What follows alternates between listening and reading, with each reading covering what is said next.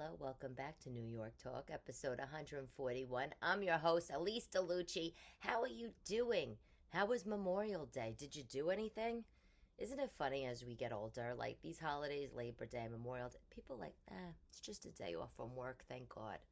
But after I got divorced and, single, boyfriend, whatever, I want to do something. I reverted back to like my early 20s. Like, oh my God, it's a holiday weekend. What are we doing?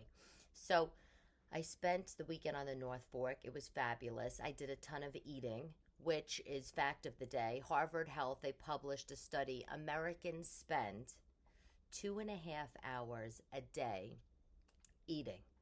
And more than half of that time, they're also doing something else, multitasking and eating, which if you have kids, that's just what you do. Do you know how many meals I eat cold over the sink while I'm in the middle of doing dishes, looking over homework, feeding a dog? I mean, come on. It's 2.5 hours a day. Those were the good old days, right? Remember the good old days when you would go out and you would be at a restaurant and you would just spend like 2-3 hours, even 4, just talking, drinks, appetizers, desserts, aperitifs, just shutting down the whole I feel like I did that all the time, shut the restaurant down. I think that stage comes back, though. That stage will come back maybe when your kids are older and you have a group of friends or a significant other that likes to hang out in restaurants. Like Chris, he is, I don't know, I wouldn't say goal oriented, he is task oriented. When we show up somewhere, like his task is to eat, and that's what he's doing. I'll be like, you want to hang out? You want to just people watch, gaze, browse the menu some more, after dinner? And he'll be like, why? Why would we do that? We came, we sat, we ate, we paid the bill. Now let's get the hell out of here. Like, what about La Dolce Vita? Can we not sit and enjoy? Why are we always in such a rush? I tell you, I read all this like meditation and Buddhist stuff, and there's the Zen, Zen Buddhists, they have this list of things you can do every day to incrementally change your life. And, some of these things are open the window and micro clean and wake up 30 minutes earlier. Could do, if you have a list of things to do, make always a list, they say, and then do the most difficult tasks first. And one of the most important things I think on that list is monotask, just doing one thing at a time. The Zen Buddhists don't stand over the kitchen sink eating cold chicken nuggets, grading papers, doing dog food. They don't do that. They are singularly they train themselves to be singularly focused. This is probably like one of the only cultures that says, or is it practices, religions, whatever, that says be singularly focused. Everybody else is like, do this, do that, all at the same time. It's a lot. I'm going to have to talk to him about adapting some Zen Buddhist stuff. I do tell him that. Do you know what it's like telling an Italian guy about Zen Buddhists and he should adapt some of these daily tasks to find his inner Zen? He's like, it doesn't compute in his head. He's like, you know what the Zen Buddhists need to do? They need to go get a job. That's like... It's funny, to be honest, but it's also, it gets frustrating, This kind of thing gets a little frustrating. So no, I spent Memorial Day weekend. We went out to the North Fork. We stayed at this, it was a motel. I mean, they have a restaurant, so I guess technically, is that what makes it a hotel, a restaurant? I think I heard that once. Somebody said if someone does room service and they have a hotel on the premises, a restaurant on the premises, then it's a hotel. If they don't, and it's very bare basic accommodations, then it's classified as a motel. Well, we stayed at this place, the Soundview in Southold, New York, or maybe it's Greenport, but whatever, they're one town away. And it was a rinky-dink, dumpy, side-of-the-road motel. I had to have a sip of coffee. They still have the same motel shape, that 1960s, almost mid-century modern, low rise, no hallways. Your front door is right in the hallway, so anybody, not even there's no hallway, so your front door is right in the parking lot, so anybody could knock on the door, kick open the door, and murder you in your sleep. It's that kind of place, which I prefer hallways, just to be honest. But they do have a restaurant. They do room service should you want. I didn't get. But the best part about this place, if you've never been, and you got to look it up, every single room faces the water. Okay, so the rooms are basic. It's I don't even know, maybe it's 200 square feet. Very comfortable king bed, tiny little bathroom, but the bed faces the Sound, the Long Island Sound. It is so peaceful, just being able to open your eyes and see the water right there. And every room has a little terrace, with the little table and chairs, and the beach is right there. And it's a dry beach. Like, you could go out, walk down these stairs outside your terrace and go lay on the beach. The beach isn't a sandy beach, it's a rocky beach, but who gives a shit? I mean, the kids weren't with me, so it was just me and him. We don't care if we have rocks stuck on our feet. I have friends, that have bought out on the North Fork. They did it before the pandemic when the prices were actually affordable. So, all of that real estate shopping for me has been put on the back burner because everything's so outrageously priced. I mean, you can't even touch it with a 10-foot pole. But this hotel, Soundview, and no, they're not paying me to do this. They should, to be honest, because I feel like a lot of you are going to go there. Or at least write it down. The best thing about it is the rooms. I paid for this weekend $2.99 a night. I booked it weeks in advance, I don't know, 6-7 weeks. $2.99 a night. $2.99 a night is a steal. The annoying thing is, of course, they raised the prices for the summer. I think this is a new thing that they did. Now the prices at the hotel are I think $650, $700 for a room. For New York, that's, I hate to say it, kind of regular. For the Hamptons, it's considered cheap.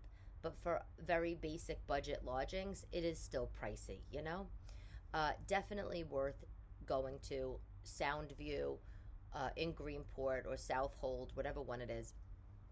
There's another hotel I stayed at once in Greenport called the Green Porter. I went there for my cousin Michelle's wedding. She got married at a vineyard, but that's where everybody from the wedding party stayed. And that hotel, also very basic, fine, but Soundview you can't beat because you face the Sound, you face the water, which reminds me, if you're ever in California, there is, in Malibu, you're like, when do I go to Malibu? I'm going to tell you when you're going to go. Make a trip. You got to go. If you haven't been to, it's so fun. I love real estate. I love all this stuff. I always used to go to California for work in my 20s. I had a lot of clients out there. I was at this publishing house, and one of the sites we had was called fashionista.com, still around, and it was a blog. We were one of the first companies, or if not the first. Actually, no, Gawker was first. We were the second company to form that had blog sites, and we were monetizing them, right? And I led their sales and marketing. Fine. I was on the founding team. It was great. Good job. Fashionista.com, for whatever reason, had a lot of surf advertisers, Roxy, Quicksilver. So random, because it didn't really fit, because Fashionista, it was like an insider fashion industry blog.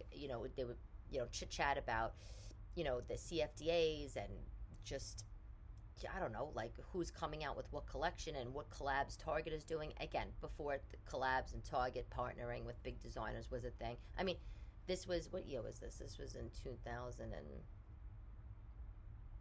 maybe, long time. So anyway, I used to go back and forth to California, and one day this hotel calls me up, the Malibu Beach Inn.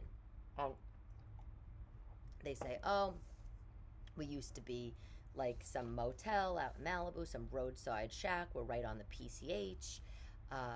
We renovated, and we're looking for some digital outlets, some fashion-y, stylish digital outlets. Now, there wasn't a lot then at all. to advertise on. Do you want to whatever? So of course, I cut a deal with them, and they said, and we want you to come stay gratis at our property. Fine.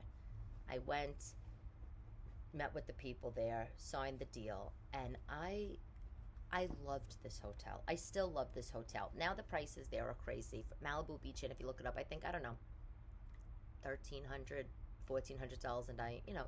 That's the same price as the Plaza in Manhattan, FYI. The beautiful thing about this hotel is, again, small little room, overlooks the PCH. You have a little terrace, hangs over the PCH. Every room has a fireplace, which is delicious. I love extreme juxtapositions. Fireplace and beach is like all in one, is my heaven. So I just loved it. And Malibu has that like, again, before Kardashian time, has that like rustic glamour, kind of thing going for it, where like you can drive up the beach and you could see surfers, in their VW bus, and then you can also, go stop at Nobu and have fabulous sushi with people dressed in, couture outfits. So I again, the juxtaposition I like. Malibu Beach Inn, really good.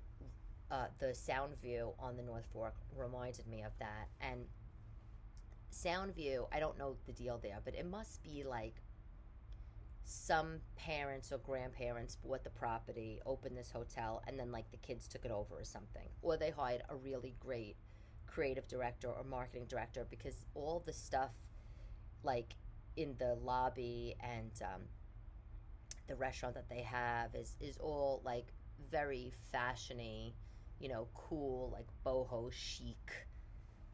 Basically what I'm telling you is they're not giving you a little piece of shit dial yellow soap in the hotel room.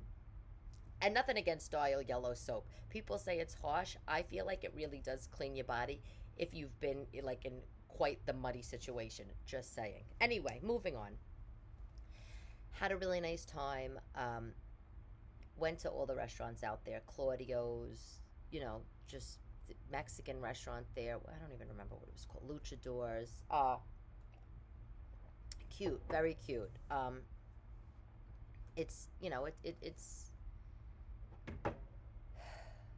it used to be the less attitude-ish Hamptons, as we know, the North Fork, right? And now everybody's going there. So one of the days I was on the beach, right? And again, had Chris, had Elmo, no kids. And this mom comes over to me because her little daughter wanted to pet the dog, so cute.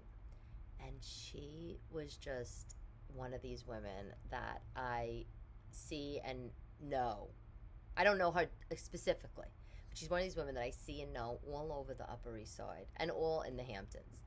She's like, we lived in the West Village on Horatio Street, pre-pandy. And then during the pandemic, we decided we were going to buy a place out in Amagansett.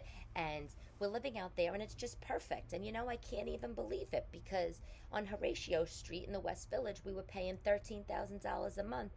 And we're now paying like $11,000 a month in Amagansett. And we have such a better quality of life. And she's telling, and she's like, and the schools, Elyse, in Amagansett, they're free, and I don't have to pay $55,000 a year per kid in tuition, and, I don't have to pay $40,000 a year for extracurricular activities, and my kids in Amagansett, they go to this school, and right across the street from the school is this place called Amber Farm. It's real, I looked it up, and they do farm class once a week, and I just can't believe how much money we save. Meanwhile, she's like, I'm like, oh, what do you do for a living? Making a conversation. What do you do? She's like, oh, my husband works. He's a distressed debt hedge fund trader. I raised the kid. It's like, she doesn't even know how fucking clueless she sounds. With all due respect to her, she was so nice. She was so pretty. She was so put together for being on the beach, dancing in front of my lounge chair while I was like, snorting Cheetos and holding like a dirty sandy dog, whatever, and fat rolls just pouring out the top of my bikini. Please. She was very pretty, gorgeous, fun, totally the kind of girl you'd want to get dressed up with, have a Cosmopolitan, go sit on her fabulous deck in Amagansett, and, hear all the gossip about all of her horrible friends. But she was so clueless to real life. She sized me up in about 5 seconds, I guess. I don't know. And she made a judgment about me, like I'm one of her or something. And she just went off to the races with her show. And it's like she was running her hour right there on the beach. And it's like I this is exactly why I fucking hate the Hamptons. Like I can't deal with these people. I can't deal with these people who one up each other or talk about how much money all their stuff costs. Like $13,000 a month this lady was spending down in the West Village for a rental apartment. $13,000 a month. Like, does she even know that the median salary in the USA is like $35,000 a year? Like, it's just clueless, totally clueless. And it when those people start to seep onto the less touched areas, right? That's when you know, oh God, it's starting. Everybody, hurry up, make an offer on the house. Real estate prices are going to skyrocket. This place is over. We got to discover a new swamp somewhere. Like that's exactly. It's tiring. I swear to God, after I was done talking to her, I was so exhausted. I was so exhausted hearing about her life and her entitlement and how hard it is, just everything, having kids. I was just like, I wanted to be like, do you need a friend? Do you need a friend? Do you want to go like get a fucking can of Coors Light and like smoke some cigarettes together? Like that's what you need, because you're like on another planet right now. Like you should come with me. I'll take you to TJ Maxx. We'll go shopping in the clearance aisle. Like we'll have a ball. We'll get Carvel ice cream when they have their Sundays. Buy one get one free. Let's be normal. Hello, hi. No, she wasn't normal. She was nuts, but she was probably fun nuts. But I was like, oh God. I said, Chris, people like this are staying at this hotel. The place is ruined. He's like, what do you mean the place is ruined? I said, secret's out. We gotta go travel to some other place and discover it. He's like, well, why don't you stop talking about all these places to everybody? He said, every time you find a place, you're talking about it on your podcast or this one's that. I said, how am I supposed? These are my friends. I have to tell them about the place. He's like, the more people you tell, then they get discovered. It's anyway. So I was reading I don't know if it was New York Times ethicist or the New Yorker. The most insane advice question was written in. You're gonna die. A woman writes. She goes, my husband and I, we have kids. We love to travel. My husband, who's the breadwinner of our family, I stay home with the kids. She goes, my husband, when we go places, likes to fly first class and puts me and the kids in economy. Do you think this is fair? Or should I sit next to him in first class and the kids go sit in economy? I feel like that would be a nice treat for me. Okay. I forgot to add. He justifies his ticket, his first class ticket, just with the fact that he works and he has everything on his shoulders and he just wants some alone time.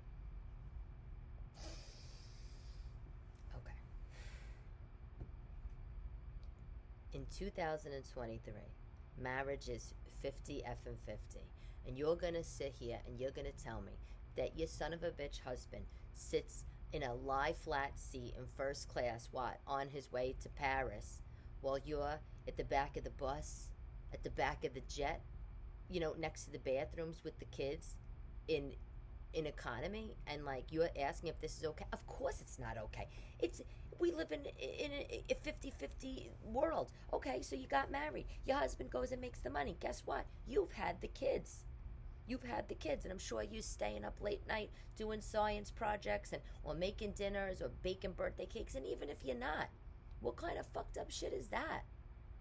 He should go sit somewhere in a separate class. Which, by the way, I'm surprised they didn't cancel the nomenclature, economy class, first class. Like, it's literally like, what do they have in India? Caste. In India, they have a caste society.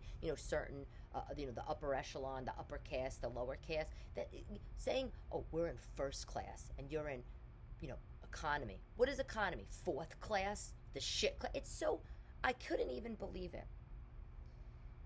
If your husband had some effing medical issue or physical issue, like maybe he's the tallest man in the world at 9 feet tall and needs to go sit in first class, then maybe you can justify for him, yourself, your mental health, and your kids that daddy needs to sit in a separate area where the seats are bigger, which is, by the way, exactly part of the advice that the ethicist gave to this nut job. And then you could justify. But if he's just doing it just to like be a dick and have a little luxury, like fuck that. First of all, what I would be doing, probably not the most kosher of opinions, but I would be taking money out of that shared joint ATM and slipping it in a Nike Air Force One shoebox underneath my bed. I would be paying myself hundreds, couple times a week, stacking a nest egg. Let me tell you something. My girlfriends and I, we all have little stash accounts. We talk about this. One day, me and my friend Priscilla, she's telling me, this is years ago, she said something like, oh, I have my stash account. I got like $5,000 in it. And I'm like, yeah, I got $4,000. Like my and Stephanie was on the group text. And she's like, what do you could also stash in money? Like keeping it from your husband? It wasn't keeping it. Now, Priscilla and I both work, so it's a different situation, right? And everything was joint with the husband. So, we just wanted a little bit of money on our own. Like, is that so much? And by the way, if I told you this, if I ever got married again, I'm not putting money together. Thank you. I have lots to say about that. Not now.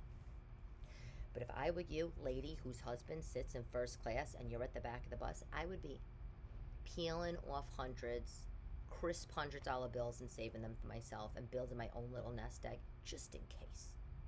Not for you to run away with, not for you to buy your own first class ticket. Every time I went on a vacation with him and he wanted to go sit his fat fucking slob ass in first class, I would go to the ATM and pay myself and feel a little bit better about things. Do I think it's something to ruin a marriage over? No. A younger version of myself would have been like, get the hell out of here. You don't need him. You don't need this. Leave his ass. But the older I get, the more I realize that you gotta hang on to the good things, because let me tell you something. If you break up with this guy, you might not meet another guy that's gonna, take care of you. You're not gonna work. You might meet a guy that doesn't even like vacations. When I met Chris, he hadn't gone on a vacation in 21 years. I can't even get started talking about that. It's still a sore subject. When we go away, when we come back, he goes MIA because he just has to. Like I traveled all over the world from when I was in high school, to be honest. My 16th birthday, my mother was like, do you want a sweet 16? I was like, no, I'd rather go to London, which I did. I'd never party. I'd rather go to London with my friend. I don't know why my mother let me go at 16, but that's another story. So here I am, world traveler. I'm not afraid to say it. I am. And I got together with somebody that never took a vacation. Anyway, so listen to this. A woman drops her ring down the sink, or was it the toilet bowl? No, down the toilet. I jotted it down because I was kept getting confused. 13 years ago, a diamond ring, drops down the toilet bowl 13 years ago, lost it, never to be found again. Her husband, everybody tried to get they tried to get it out of the pipes. 13 years later, just last month, they found the ring. People were cleaning the sewers a few blocks away. They saw something sparkle. And they started to ask around in the neighborhood, and it was this woman, and she got her ring recovered. Basically, what I'm telling you is there's hope for all of us if we ever lost a piece of jewelry, okay? Have you guys tried the new Boars Head dessert hummus? I don't even know if I told you about this before, but I reordered it recently. Boars Head came out with this dark chocolate hummus. Small little thing, and it's not usually in the refrigerator section with the other hummus, by the by. Where it is in the fridge is if Boars Head has their own case. Sometimes they have their own case. It's in the Boars Head case, or it's near all the other Boars Head products. So it was annoying, right? When I would go to the store, I'd look for it, and I would be where the Sabra hummus is, and I wouldn't see it. And then I would go and see like the Boars Head prepackaged, honey roasted turkey and soup assad, and I would be like, oh my god, dessert hum. I I gotta be honest with you. For somebody that has a real food addiction, it helps me because I take one of these those thin pretzels, whatever, like whatever they're called. They're like pretzel chip things. I dip it in the dark chocolate hummus. I know it has cocoa powder or whatever the hell it has in it, but it's chickpeas. It's like a cross between a chocolate mousse, a chocolate cake frosting, and mush. And you want to know what? It tastes like chocolate. There is chocolate in it. It satisfies the sweet tooth. I really love it. But now I really just got to stop with any of that kind of stuff. I can't replace kind of like my insane brain version of sugar with healthy sugar, because I eat way too much on the weekend, as I do. I mean, one of the things they have at that hotel, by the way, is they put chairs out on the beach with fire pits so you can make s'mores right in front of the ocean. So, of course, there I was in 7-Eleven packing up the graham crackers, the big marshmallow. It's my favorite thing to do. I have lots of favorite things to do. Can you believe my hardcover book is still not on effing Amazon? The paperback's now for sale. But I'm not able to start any marketing until the hardcover's there. And I understand, like, it's better just to not. Why would I spend money on marketing a book that's not even available on the world's largest bookstore, I just hope it sorts itself out because I really worked hard on it. And by the way, if you read it, can you drop me a review on Amazon and Barnes & Noble? On Barnes & Noble, I think I have like 2 reviews, and Amazon I have like 6 or 7 or something, but I need to have more reviews. I need to work on that. Like, it's, I'm staring down at my new foot massager. I got this thing, Miko foot massager. It's a foot massager machine, product of the week. Mother's Day, I said, before Mother's Day, I said to Chris, 'cause you gotta tell them sometimes, I said, you want to get me a little something for Mother's Day?